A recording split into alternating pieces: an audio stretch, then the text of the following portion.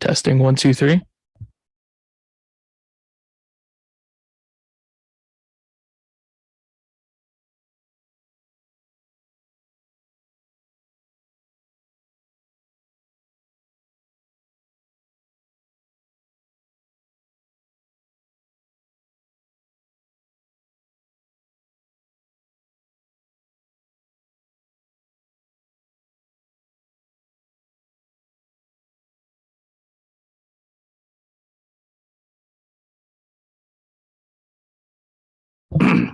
I'll call this meeting of the school committee for the city of Lewiston, Maine to order for Monday, October 17th, 2022.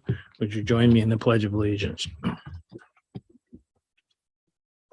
I pledge allegiance to the flag of the United States of America and to the republic for which it stands, one nation, under God, indivisible, with liberty and justice for all. Thank you. Second item on the agenda is school committee introductions. I'll start with Ms. Scott. Thank you. Linda Scott, Lewiston City Council Representative. Paul Bopalot, Ward 7 Representative. Ashley Medina, Ward 5. Tanya Whitlow, Ward 4. Elizabeth Eames, Ward 3. Janet Bowden, Ward 2. Megan Parks at large. Bruce Damon, Ward 1. Jake Langley, Superintendent. Karen Paquette, Assistant Superintendent. Thank you, everyone. Next item on the agenda is the consent agenda. Are there any members of the school committee that would like to set aside any items on the consent agenda? Seeing none, the consent agenda is adopted. Next item is public input. Members of the public may address the school committee for up to 3 minutes on non-agenda items now and on agenda items later.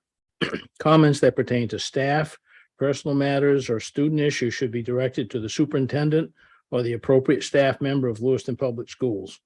Public comment shall be directed to the school committee, be brief, not repetitive, and related to the matter at hand. Before starting, please state your name, address, and affiliation to LPS. Is there anyone who would like to address the school committee? Seeing none, I'll close the public comment section. Next item on the agenda is to recognize Lewiston Public School staff. Mr. Superintendent. So we have 3 staff tonight, and I'd like to start with a couple of middle school staff and ask Ms. Winslow if she would come up to the CART podium. Podium.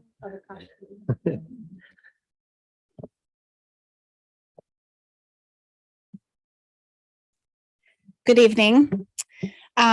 When I think about recognizing some middle school staff, there really are a lot of people that could be recognized here. Being a middle school teacher, staff member takes a very special person. But I would like to recognize 2 ladies who have come on board as deans for us this year. We were able to do some shifting with some of our ESSER money in thinking about what the best needs of our students are and how we can help meet their needs. So Danielle Bilodeau and Deanna Earhart came to us this summer when we advertised and hired for the positions. And they are really, really phenomenal. They do anything we ask of them. They're right there to swoop in whenever there's a student disagreement or a student conflict that if we were to let it go without being addressed, could really bubble over into something much larger, which is what we're trying to prevent. So these 2 ladies are really instrumental at helping us do a lot of the restorative work that we're doing on a regular basis and helping us to meet the social emotional needs of all of our students. So I really want to thank you both. You've been amazing. It's wonderful to have you both in these positions, and you're both just the right fit for what we need. So thank you very much.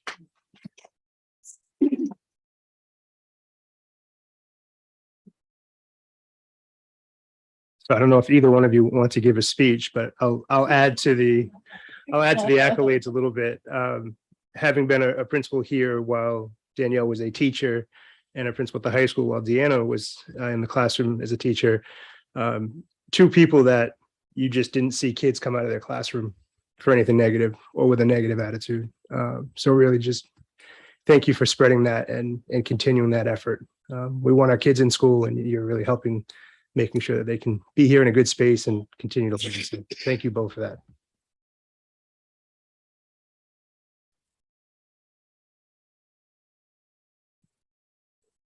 Next up, we have a recognition. Absolutely, please do. I love it. Bring her up there with you.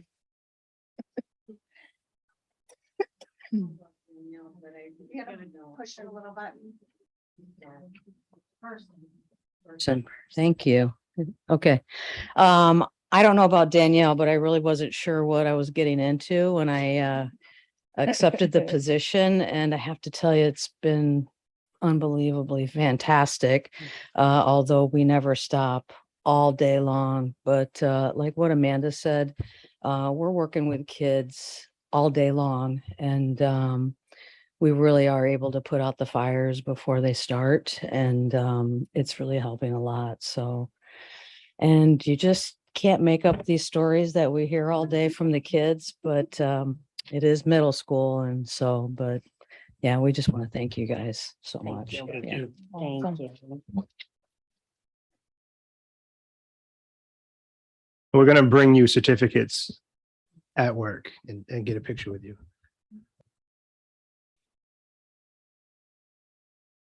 Next up, we have someone who is, I don't even know how to explain him. Dan Bossy is one of the finest people I've ever worked with.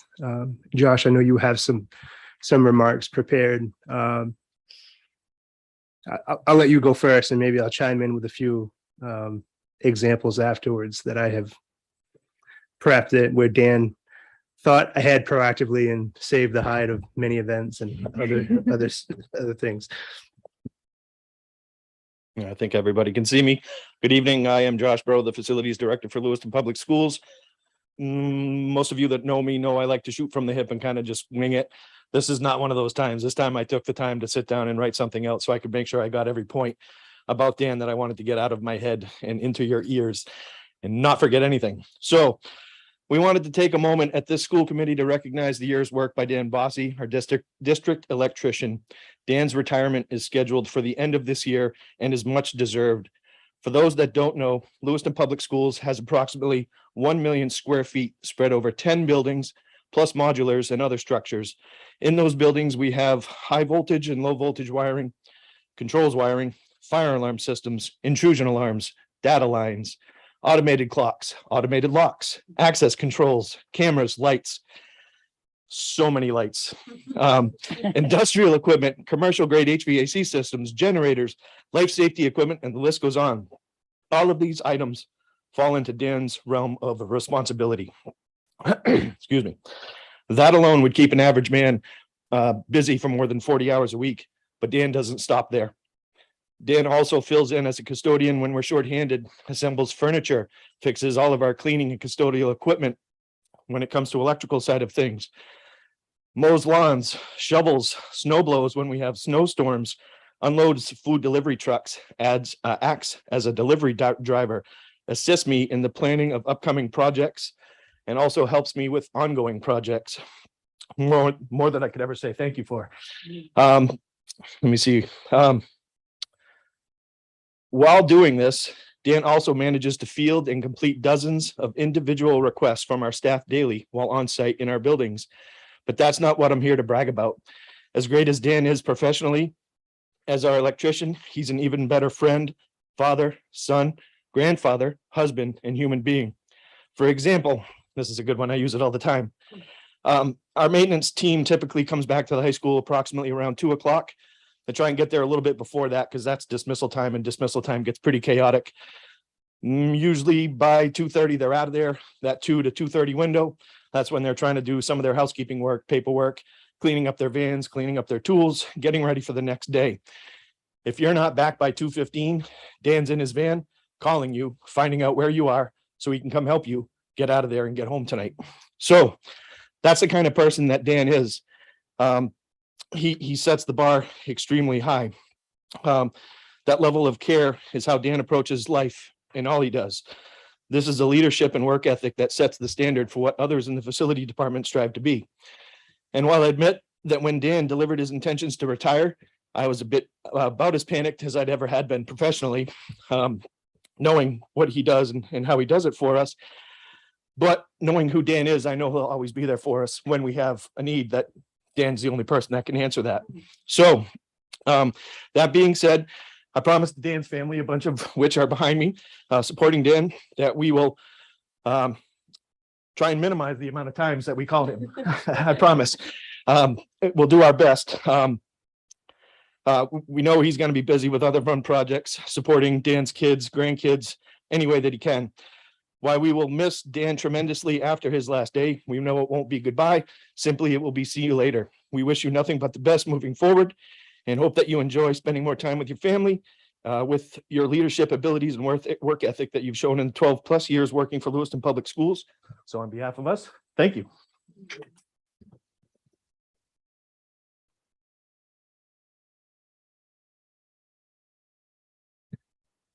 So Dan, I'm gonna ask you to come up so I can try to get these words out and see if you wanted a chance to say anything. Just a few things, and I might think some of these are funny in their own ways, but it speaks to how organizations can get better when you have good people. When Dan came on, when I first started working with Dan as an administrator, I was made aware that none of the panels in the district had a label. And so you didn't know what breaker, what switch, what fuse was going to what classroom, what tool, what equipment. And so he traced the district and labeled all of it. Wow. And still, but we would go to breaker panels and not know, if one flipped and was off, so be it. You could, flip it back and see if it worked. But if it was malfunctioning or you had an issue with electrical currency in the wing or a section, you just didn't know. So Dan fixed that. But one of the ones that I thought was funny, and everybody was okay, years ago we LRTC was putting new lifts in, and they cut holes in the floor to put a foundation below it to strengthen that surface area where the lifts would hold up the weight. And Dan said distinctly, I would be very mindful of cutting through these floors. And so we called the former person who was doing electrical work and who was here during that time. So Dan's predecessor, in a sense, who said, there's no conduit of electricity that runs underneath the floors of those shop spaces. Was it 11 holes that we dug? 11 holes. And cut through conduit and power in every single hole. So we have contractors on site to do the work and looking to expedite this, and you get concrete on the way. Well, you can't pour concrete over newly cut lines that feed power to all the shops. And Dan, I think in an hour's time, fixed all that conduit, reran the lines. It might have been a couple hours. It was an afternoon, but it was one of those things where you kind of have a oh crap moment. And hey Dan, what are you doing right now?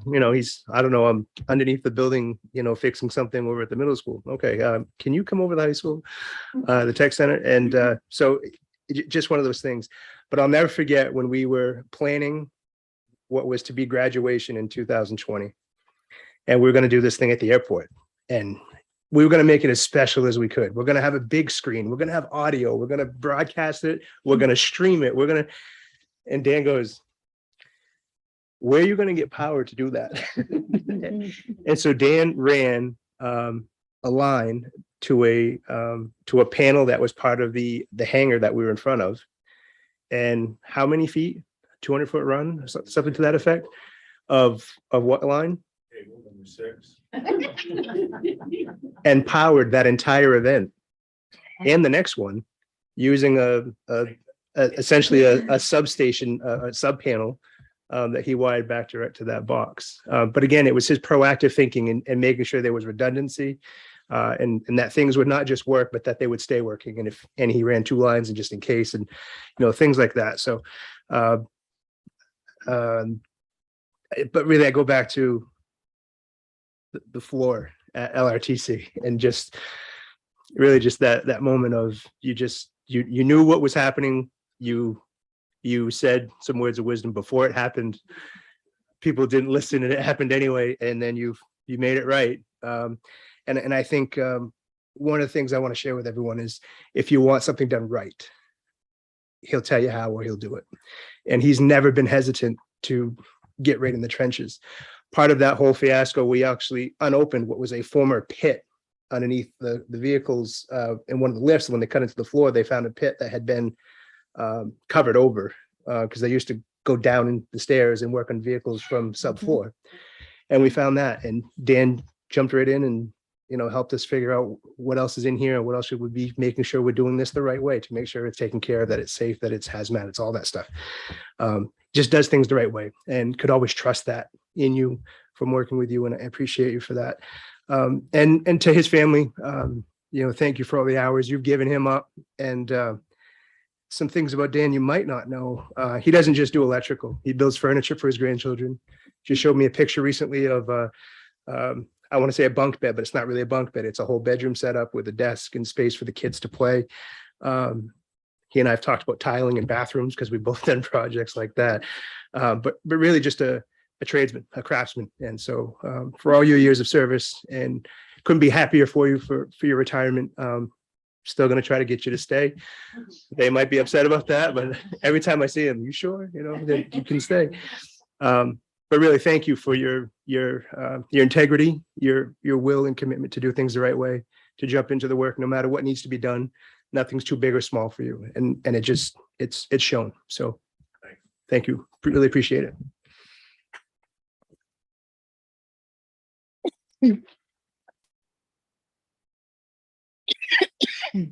Although since we do have the whole group here, can we do a picture with the whole Bossy clan? Yeah, let's come right up here and we'll.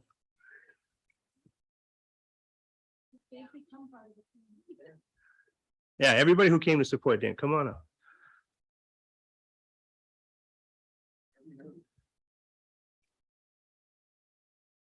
We've never had like fan club. I think this is awesome.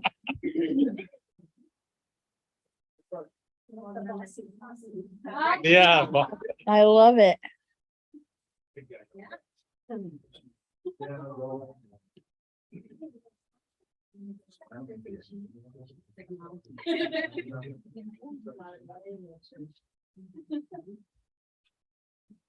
Ready? 1, 2, 3. Perfect. All right. Thank you. Can we at least get a picture of the 3? Yep. Okay. Yeah. That means you too. Oh, Yeah, you.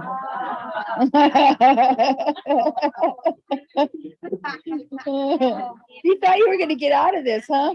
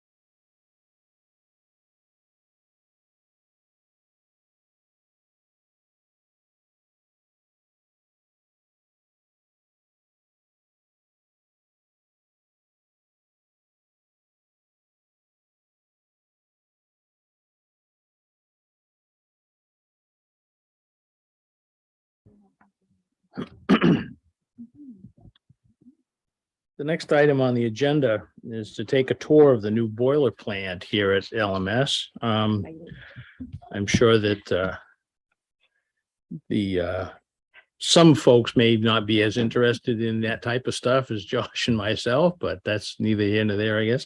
We're gonna go, if you've never been there, it's a treat. And I guess if you don't want to go, that's okay. I guess we'll do that. We will be gone a few minutes, I assume. Josh, it'd probably take 15 minutes, maybe at the most, by the time we're down there. So if anybody wants, it's down at the first floor in the middle, down this way, and then down toward the cafeteria and down to the boiler room. So this is a major project that facilities has taken on. Josh has been working on this for 2+ years, more or less. We had limped by, to say the least, at least 2 years with patched up boilers, and we're in great shape now. Everything brand new, much more efficient, and hopefully much more reliable. So we will go into recess at the moment. We'll go down to the boiler room, and we'll be back. And if there's anyone who wants to just wait here, you're fine to do that also. Up to you.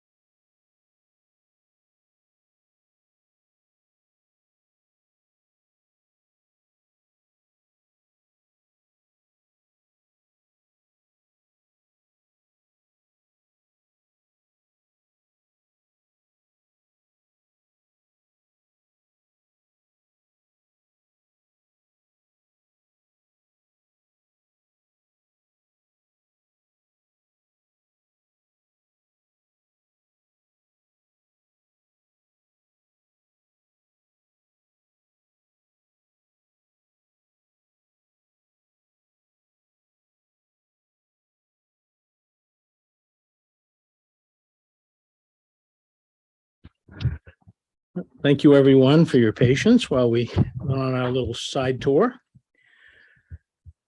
The next item on the agenda is to review and potentially vote on the second reading of some existing policies.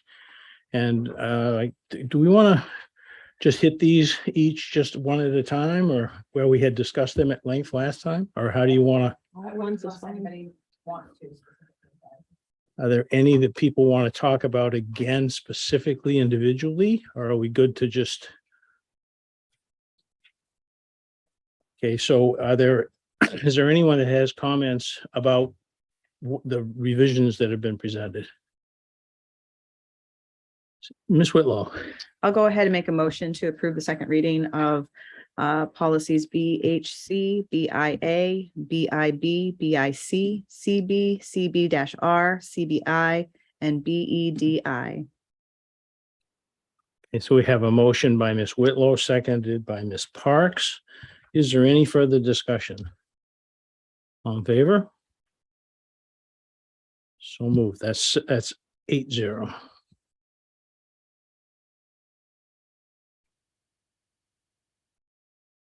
The next item on the agenda is to review and potentially vote on the first reading of a policy CHCAA,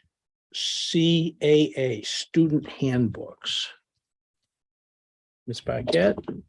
So this policy is not a policy in our current policy manual. It's through our audit that we had a couple of years ago. This was a recommendation to add to our policy manual. The policy subcommittee agreed that they thought this was a policy that should be added to our policy. And what this policy does is it sort of outlines what should be in a student handbook, and that student handbooks would need to come to the school committee prior to publication for approval. And the reason, correct me if I'm wrong, committee members, but I believe the reason we really felt strongly about this was that the number of policies and things that are part of what the work that you all do that should be part of those handbooks. The subcommittee felt like it was something that should come to this group for review. So it's a new policy. It's pretty short and sweet, but the ultimate goal is to make sure that this group has an opportunity to review those before they're published.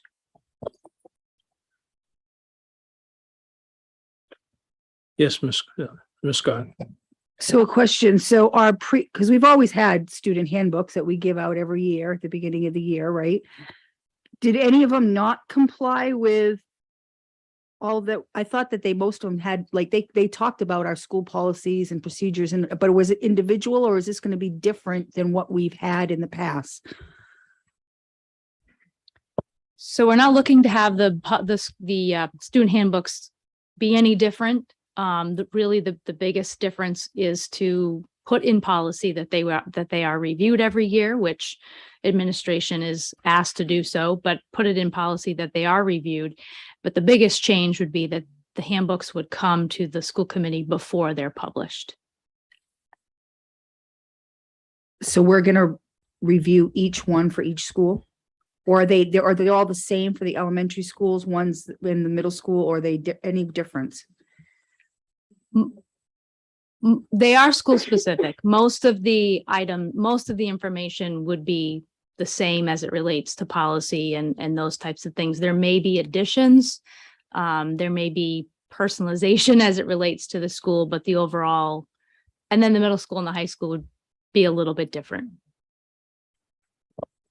I do think that we have in the past had some situations where there's school committee policy, and then there's kind of like these rules at each individual school.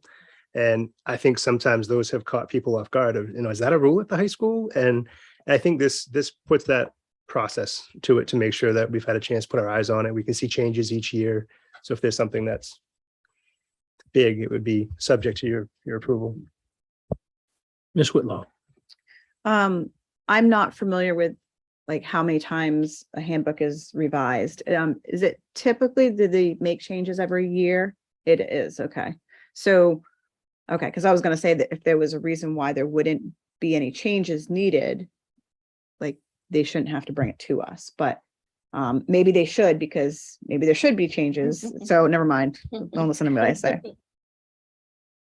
Ms. Bowden. Thank you.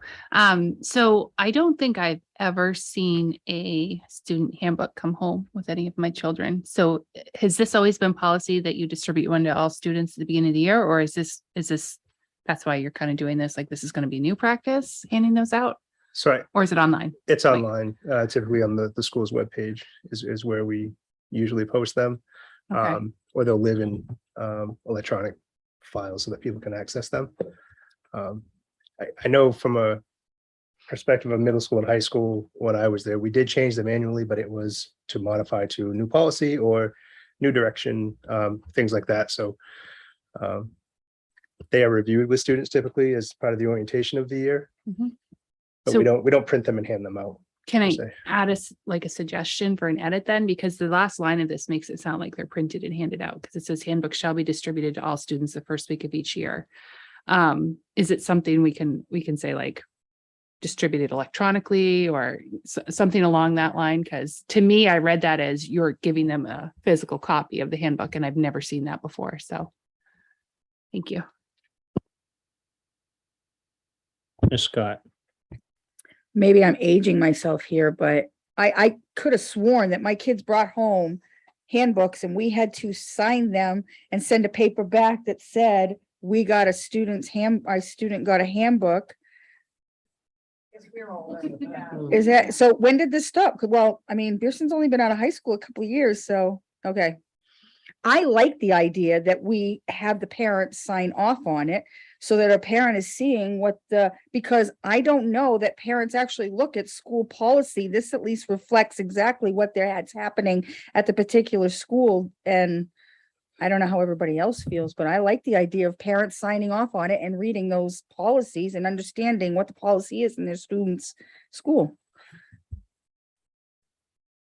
I'm wondering if maybe there should be the parents sign off that they've seen it at the first of the year, that there's a page maybe sent home that gives the website, the actual email address or the address of where to go look for it.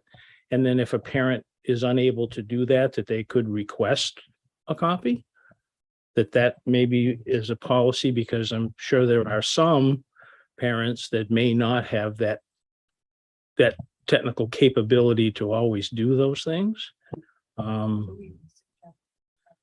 Well, I'm suggesting maybe an edit to, that it would be, and I guess it's just a notification, not the handbook itself necessarily, but a notification and a slip coming back from I don't know how you get them back and how you enforce getting them back. That's up to the principals. They're good at those things. So, but I don't know how you would necessarily get those all back and log them. But at least if the paper went out, there's an opportunity for somebody to say, that they had something had happened. I don't see printing, hundreds of copies of a student handbook, but at least, notice that first week of school or something. Oh, by the way, there are rules here and this is where you can go to see them. So does that make sense? Ms. Parks?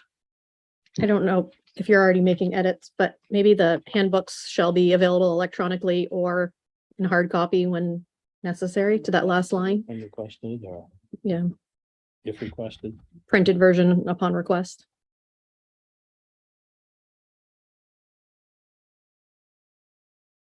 Is this accessible in other languages as well? Okay, and what about for like maybe people that can't read? Can this information be like, shared with them? Is there ways we can go about doing that? Some of these handbooks are 30, 40 pages long, depending on the school. I don't know how to make them all accessible in a turnaround window in all those formats. But because they're electronic, there are tools electronically to have things spoken and some limited translation. Yeah.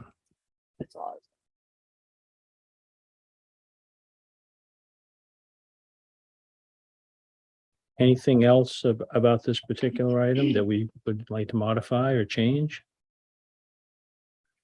Karen, all set with? Okay. So I guess we'd take a motion on a first reading of this with, I guess, with the amended language that we've added. Would you want to read it, Karen, the way it's amended? So I do have one question. I changed the last sentence. Handbooks shall be distributed electronically and a printed copy can be made available upon request to all students the first week of the school year and to new students when they enroll. Did we want to add something about acknowledgement? Yeah, the parents acknowledge, your students and Students parents. and parents, because likely students wouldn't request, probably parents would request it more than students, likely.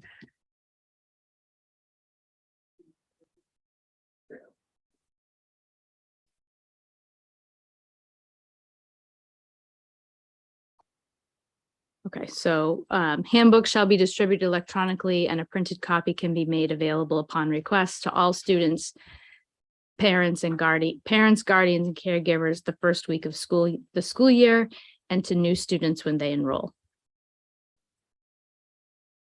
Ms. Parks? Is there not a signature page now? I know, like, the first week of school, a whole bunch of stuff comes home to sign. Is one of those forms not already like I acknowledge the student policy? Is that one of them? No, it's not. I think it is. Okay, I feel like that already I signed happens. one. I think, I don't know for sure, but I feel like that already happens maybe at most schools. Go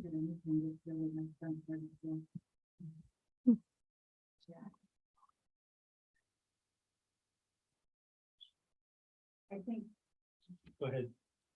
I think that's why it's important to get some sort of signature and acknowledgement. I mean, we like just around some of the policies we've done this year, I'd want parents to be aware of the cell phone policy. This should all be part of that. And it's part of that also in helping us when we're going through maybe some disciplinary things that parents already understand where the process is and how things are supposed to happen. And then an acknowledgement that that is how this is done. I think it's important.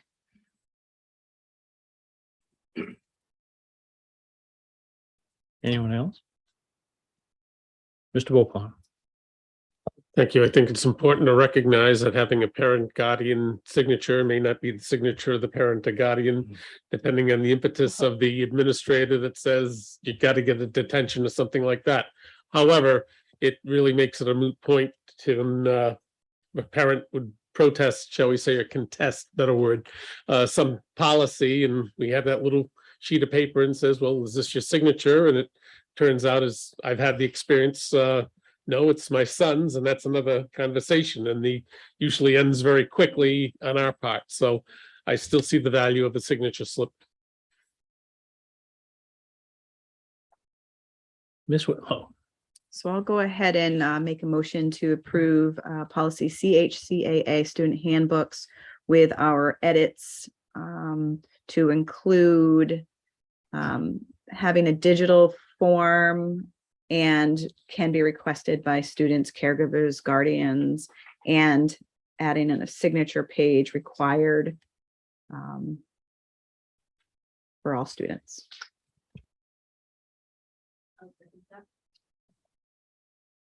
I will second that. We have a motion by Ms. Whitlow, seconded by Ms. Medina. Is there any additional discussion? Seeing none, all in favor? As approved 8-0, the first reading of policy CHCAA student handbooks.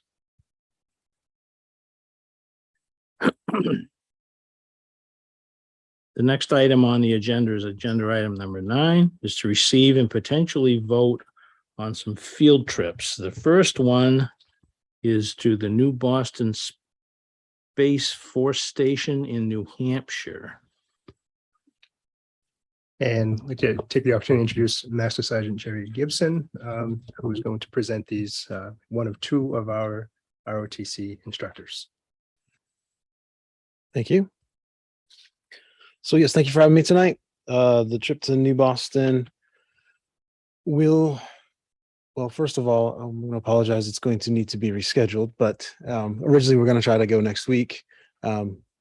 We are actually, our ROTC program is actually on Wednesday this week is getting our inspection that we have every couple of years. So that's sort of taken priority. I've kind of had to push some of that stuff off, but we still want to take this trip. This is a valuable trip.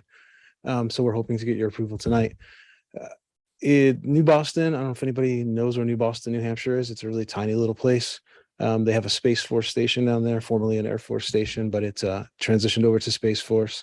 There's a very small active duty contingent there of, as I recall, less than a dozen people actually in this place. They track satellites in space and they have a great mission. Anybody that doesn't know, I was formerly an ROTC instructor down in New Hampshire. So I've brought cadets to this place before. It's a great opportunity for the kids to see real military folks in action. They get a briefing, they get shown around the location. They had, the folks do a good job of putting on a little burger burn for us, and then we get on the bus and come home. So any questions you might have would probably be about logistics, I assume. How I envision this happening is, the kids would get to school at regular time. We'd board a bus, head down to New Boston. It's probably about a 2-hour trip. Spend a couple hours there to getting the tour and the briefings from the military folks there. Then have lunch and hop on the bus and come home. This trip, along with one of the other ones we're going to talk about here shortly, may bring us home a little after the school day ends, just by sheer distance from where we are.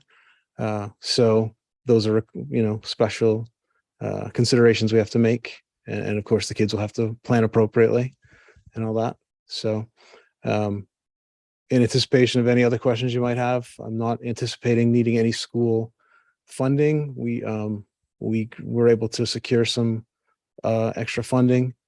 So we're hoping to take a bunch of field trips this year and not have it cost the school district anything extra. Yes, ma'am, you have a question?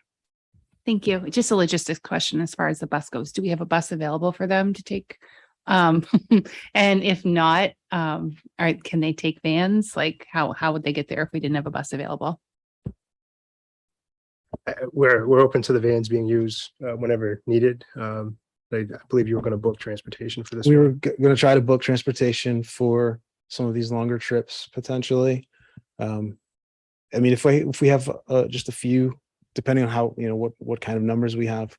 First of all, if I have too few, I'm not going to take the trip. But if we have, whatever the number is, we could take a couple of vans, and then that's fine. But otherwise, we could book transportation. That's sort of how we envision doing it. How many students do you expect? I'm hoping to get in the ballpark of 20 to go on this one. Our number, as you may or may not know about our program, our numbers are down pretty low this year, as everybody's, I'm sure, coming out of COVID. We're working on that, and that's another reason we want to take a lot of these trips. Recruiting isn't really our problem, but retention has been, because of what makes our program fun and exciting is the stuff that happens outside of the classroom. I mean, I'm an inspiring speaker, I get that, but sometimes the kids over Zoom, after 2 years have had enough of it, right? And the thing that makes our program interesting is all these things that we get to go do and the hands-on things that we get to do. So we're really that's why the Colonel and I are making a lot of efforts to try to get out and get the kids that we have to come back, keep coming back for more, and then tell their friends to. So that's a long answer to say 20 is what I'm hoping for, because normally I would like to take everybody, and I still would love to take everybody. But I imagine sometimes, kids' schedules will be a challenge, and it's on blue day or white day, and sometimes that's a challenge, especially for our area students, which we have a lot of. So I'm hoping for 20. Other questions or comments? Ms. Bowden? Sorry. I was going to say, can we wait until he gives us the other two field trip details before we approve all of them together? Or do they need to be separate? There's only two out here. No, are all three yours? Hmm. Yeah, Yeah. yeah. I think that's fine as long as it's okay with the committee. As long as everyone's okay to hear them I'm all, good. and then we can just blanket approve them if we choose to. Sure. Well, I guess the next one is the field trip to UMass Amherst. Yes, thank you. I guess I'll just describe this one. We did a similar trip when back in the spring. We went to Bentley University and watched the Air Force hockey team play Bentley University. So this is sort of in that vein. This is actually scheduled for the Thanksgiving weekend. That Saturday, I believe it's the 26th. UMass football is playing against the Army. We at West Point students. So again, we're an Air Force program, but we like to expose our kids to all kinds of different options. And so we thought that would be a good chance to go down and, have a college tour, drive around UMass and check that out, and then catch a game. If we bring a group of 10 or more, and I think I've already got that many kids that have said that they want to do it, the tickets are like $15. So that is a cost on the students. But as the Colonel and I always try to make clear that if somebody really wants to go, cost is not, don't let that be a factor. We're going to work our tails off to make sure we'll do some fundraising. We can cover $15, I'm sure. So we want to make everybody that wants to go, make it available. And it's a good chance. Again, it's a Saturday. This one, we're not going to miss any school time for. So, and again, we understand it's a holiday weekend. There's no pressure to go. If somebody wants to go, they're invited, and just a good time to hang out. And, we'll do a campus tour too. So there'll be some learning, accidentally or otherwise. And then we'll go watch a game and have some fun. Thank you. Will the campus tour be conducted by people from the college, or is it just going to be riding around looking at things?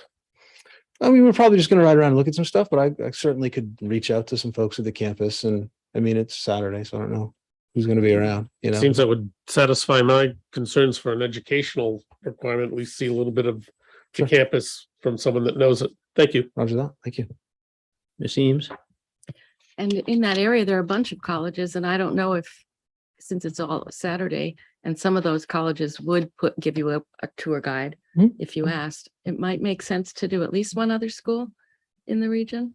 Absolutely. I'm open to it. It's a holiday weekend, but I think schools recruit, they want people, so Sure. they might be willing to dedicate a current student or a professional to a tour. Mr. Bopar. Realistically, member Eames, that's a great idea, but it might take away from the football, which is an important part as well. If it was an overnight trip, I would strongly support that. Thank you. I think you could see all 5 colleges in a day and still be a football game. Wait, are you offering to host? That'd be great. You can ride with us. We need a chaperone. Hey, and I guess other questions about this UMass one? No, and the final one is the Wright Museum of World War II in Wolfboro. Yes, sir. This is going to be pretty similar to the first one we talked about. The timing would be about the same. Wolfboro's a couple hours away, so show up to school. Show to school at the regular time. Hop on a bus, zip down to Wolfboro. It's not a huge museum. I haven't been to this particular one yet. I just sort of found out about it recently.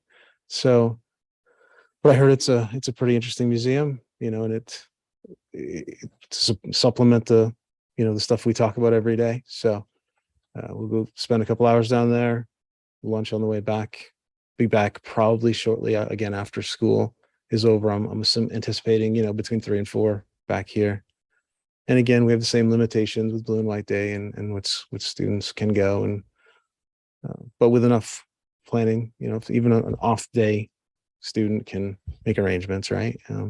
So this one, I don't have the proposal in front of me. What's the date scheduled for that? Do I have a date?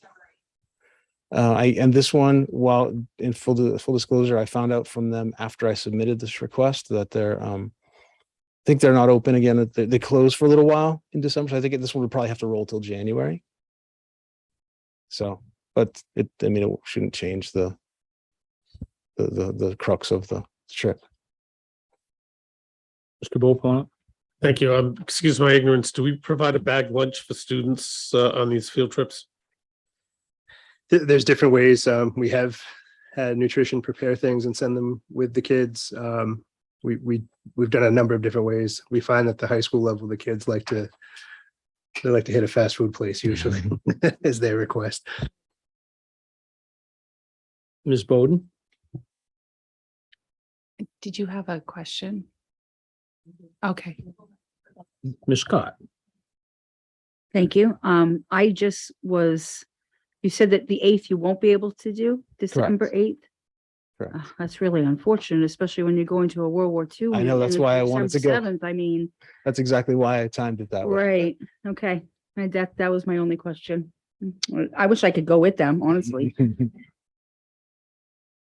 Ms. Bowden? Thank you. No, I was just gonna say all three of these field trips sound like so much fun, and I wish I could go on all three. So I'd just like to make a motion to approve all three field trips. Second.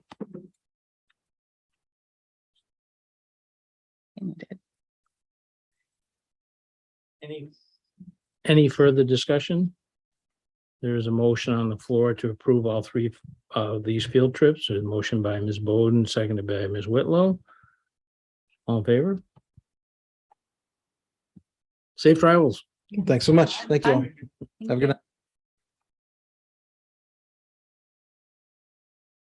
You will be sending back some a report, I assume, right? And to the photos? That would be great. Awesome. Oh, Wonderful. that would be great. Yes. Yep, thank you. Thanks. The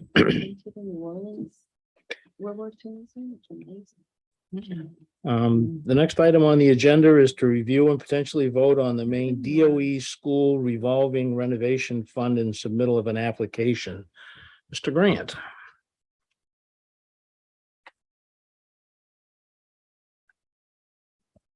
So I believe in your packet, you have a memo from Jake explaining what we're doing, but to kind of arrive on why we're applying for this is obviously everybody knows the break-in that we had in Longley, which exposed that we definitely need to do something about our windows and doors.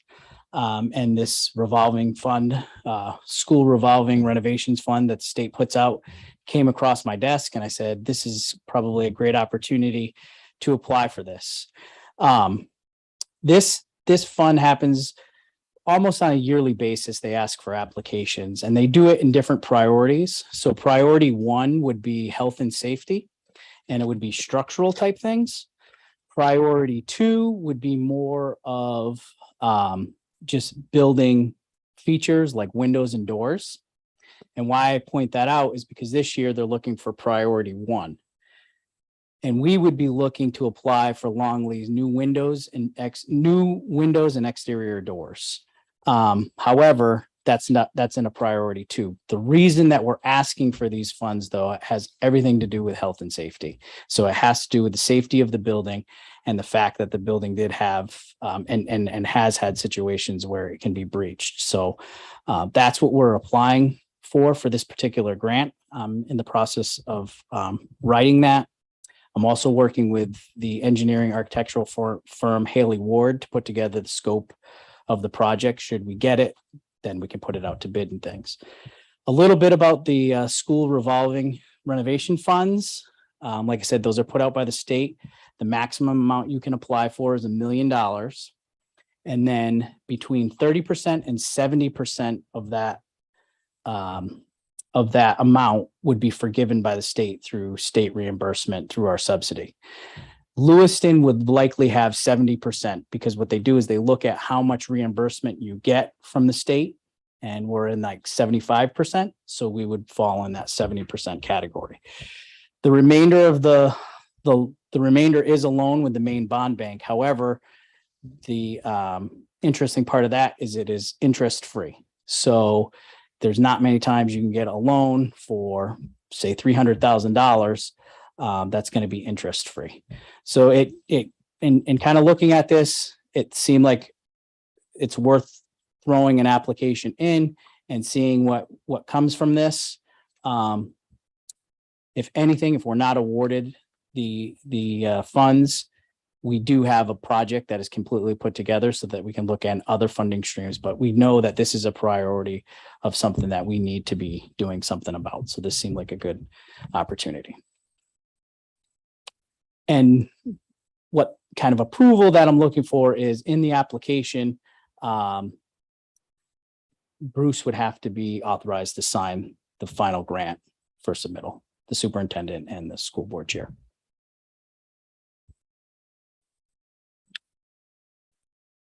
Ms. Scott. Thank you. So first off, I really appreciate that you're looking at a grant like this. The work needs to be done. I am reluctant to add something more to the LCIP that we have in the future. When we look at the volatility of interest rates and our markets these days, that you were able to do this and find something that is of no interest, but then also be very beneficial to our schools, I think is phenomenal. And I thank you for putting that out there. I really appreciate this. And I definitely think we want to go for this. I do want to see how we're going to work at the windows though. I love the light in that building. So I know that we want to make it secure, but I also love the light and what the art can be done. I'm just thinking of all sorts of things. So Yeah. And we likely will keep similar openings. Some of the things that we've talked about is maybe on the bottom side of it, put like aluminum type panels. So you'd still have, there's still a lot of window space left in there.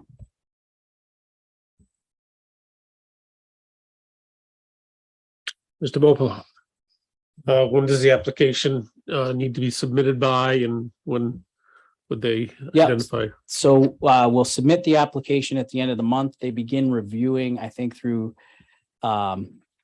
December, and then we're notified and given a final award in the new year. Bill, that would give us time enough to get an RFP out and to get the engineering done. Oh yeah, For next so year. yep. So really the work that we've begun is just to be able to get an application in with a scope of work of a good working estimate of what it would cost to do those items. And then once awarded, then we'd go out to the whole bid process and everything.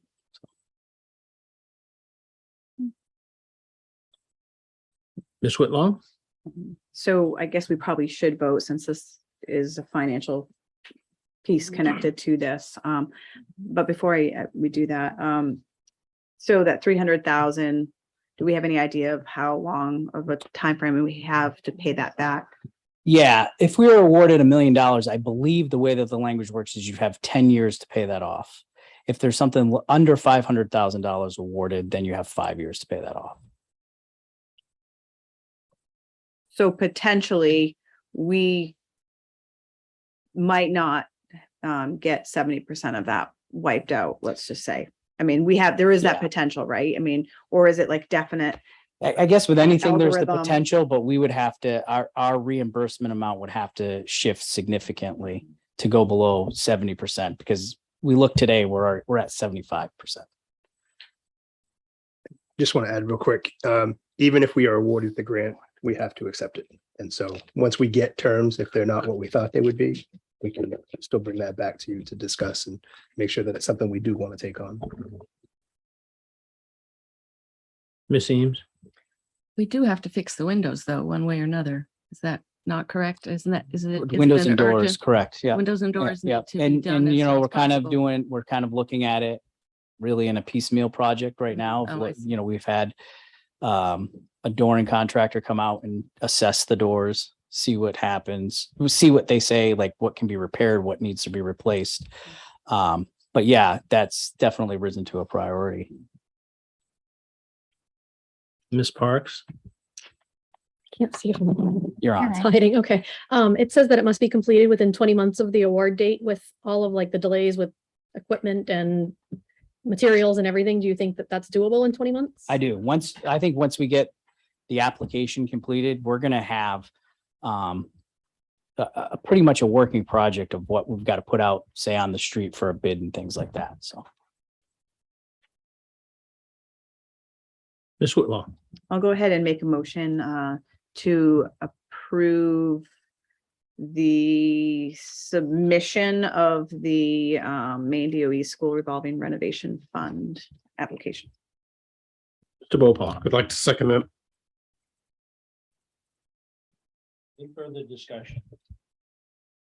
All in favor? Move. so moved, 8-0. This is a great project. I think it's a good place to start. I know I've seen across the river, they've used this fund and it has been effective. And I know with our, Adam has Yep. worked with it before, so hopefully the application isn't too onerous. No, it's good. And so, Ms. Scott, I do just want to point out that I just did read an email. It wasn't like I seeked this out. It was sent to my inbox.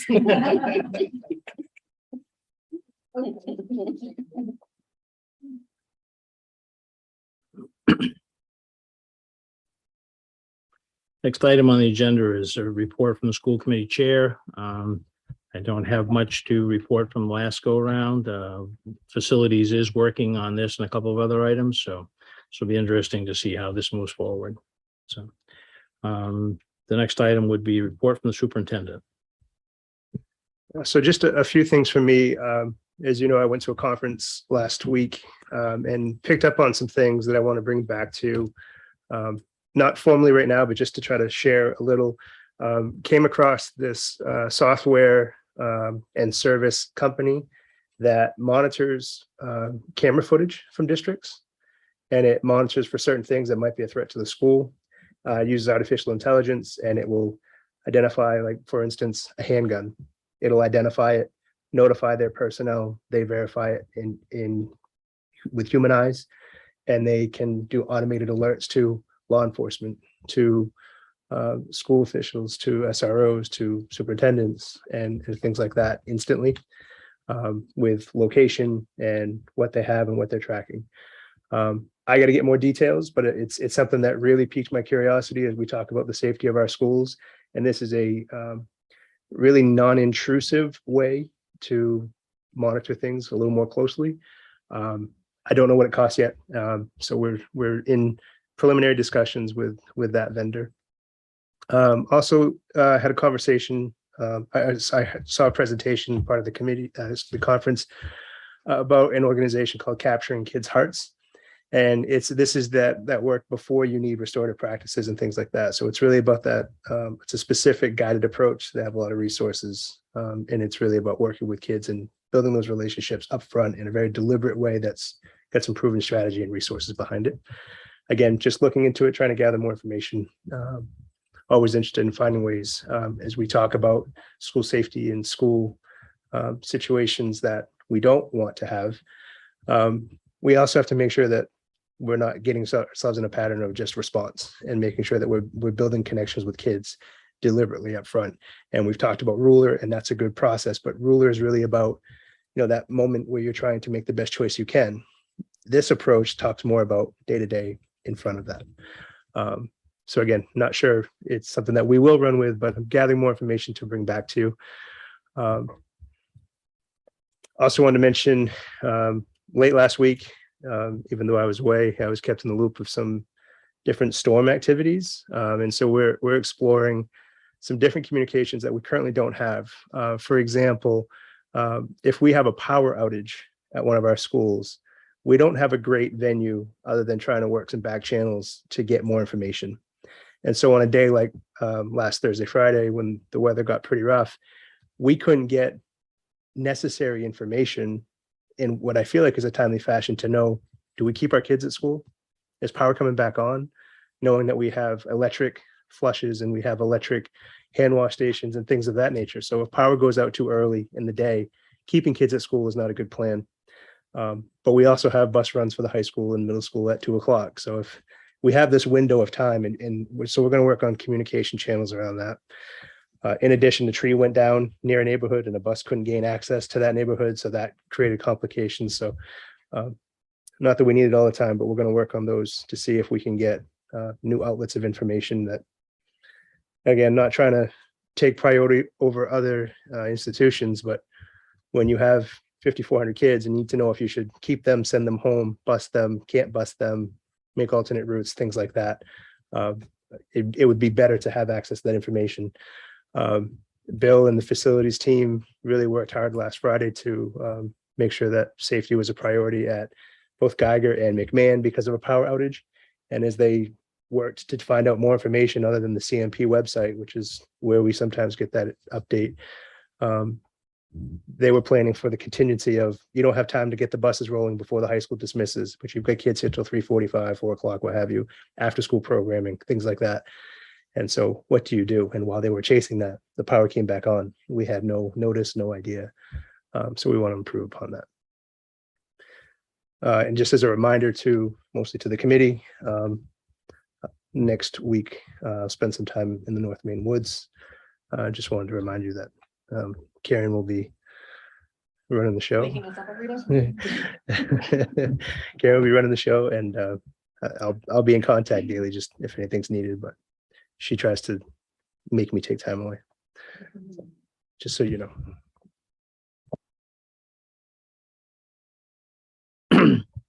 Thank you, Jake. Next item is item 13, report from the city council rep. Thank you. So we had a workshop last week, which was a presentation regarding 145 Lisbon Street and the possibility of a tax increment financing district for that building. That's the professional building on Ash Street and Lisbon Street. We also had a discussion on our economic development strategies and the strategies that the council has put together for what we hope for as our goals moving forward. We have a big meeting tomorrow where the agenda is absolutely full for a lot of discussions on some new zoning. City council is focusing on trying to make zoning and new developments easier for folks coming in instead of having to, as easy as possible, so that we can have more development and more housing available for our community. And today the announcement went out. I'm pretty excited about this, that on Saturday, December 3rd will be the Holiday at the Plaza event. This is a new event that the city is putting forward. This is going to be at Dufresne Plaza. There's all sorts of activities, but we're actually going to have the traditional lighting of the tree and the menorah, but there's also going to be an ice skating rink down there put up for people. We're going to have live reindeer. There's going to be pictures with Santa. There is going to be food trucks and food thing. I mean, there's all sorts of activities and things that are going to be happening. So I'm kind of excited that we're going to put together a nice big holiday event again after all the last couple of years where we really haven't been able to do that. So, and I heard also that Sparkle Saturday will be coming back this year also, which is put on by Downtown Lewiston Association, usually for different vendors coming in. So it's nice to see that we'll be bringing some of these events back for the holidays. And at this point, that's all I have. Thank you. Thank you, Linda. The next item was report from the student rep. She's not here tonight. Did we get our second rep yet? Or My understanding is that they have narrowed it down to just a few and they're trying to make sure people are available. And I did have communication with Hannah, so she knew she wouldn't be here tonight. We'll see you next time. yeah, great. Hopefully, yep. Update from school subcommittees, Mr. Beauplan. Thank you. Prior to our meeting tonight, the curriculum committee curriculum committee, where Ms. Ames and myself are two of the members, met with Liza McLemore, who is the ELL interim director and soon to be changed, I think, to English speakers of other languages. We went over a 14-page document of 9 sections that contained all the legal information, rights and responsibilities of the LAU plan. It really, for me, addressed a few I won't say stereotypes, what's misconceptions about the ELL, ESOL program. The services that we provide, transition plans. Elizabeth, you want to be color person and what stood out to you? I'll put you on the spot. Yeah, we got some more clarity. We had an exchange about what next steps might be to get more engagement from parents. And yeah, but it was a very good meeting. Yeah. Thank you. Negotiations is over, so at least for the short run, we're done with that. Everything is pretty much all signed, sealed, and delivered, which is great. The facilities, we are working on a bunch of different stuff, but we have a meeting Thursday. So we'll have, hopefully next time around, we'll have something more to report from that. No, we haven't started finance subcommittee yet, right? It's gonna be soon, unfortunately, right? Unfortunately. So. We're gonna start up in November. Okay. Okay, so I guess that's it for the committee announcements, unless someone else has something to add. I know Linda's already hit a couple of community announcements. She kind of got ahead of us a little bit, but that's great. That's fine. Anything else from school committee? Miss Parks? I have two community announcements. The Tree Street Youths doing an upcoming event, the Main Summit Trek for the Tree, that'll take place at Lost Valley on October 30th from 11 to 4. It's a full family event, hikes, endurance hiking, challenges, a whole bunch of details. There's more information on Tree Street Youth's website. And the second one, other parents may have noticed this, but I know I overlooked it last year because it doesn't directly come from Lewiston Public Schools, but the surveys came out today from Panorama. Okay, I saw that this year. I noticed it because when it happened the last time, I completely overlooked it. But I think all parents district-wide are going to be getting an email from Panorama, but it's legit about Lewiston Public Schools.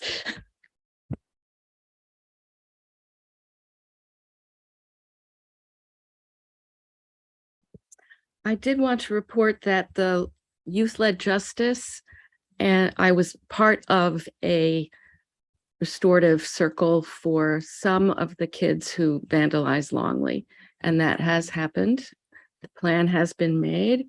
It will take a few more months for it to be completed. The steps are December report in, January final report. But so I'm putting it in this sort of community announcements part because it's not official business of the school committee, but it affects the school. So I just thought I would put it there that, and then some of the other children are not cooperating, haven't been able to be found, whatever. But some of them have. So just wanted to make that clear. Thank you. Anything else under the community announcements section? Future agenda items. Ms. Scott? Thank you. I would like to have a conversation about some events that might be happening around some of our sporting events that are happening. I want to be very careful because I don't want to put things out there that maybe shouldn't be put out there just yet. But I'd like to invite the Mr. Fuller and have that, yes, thank you.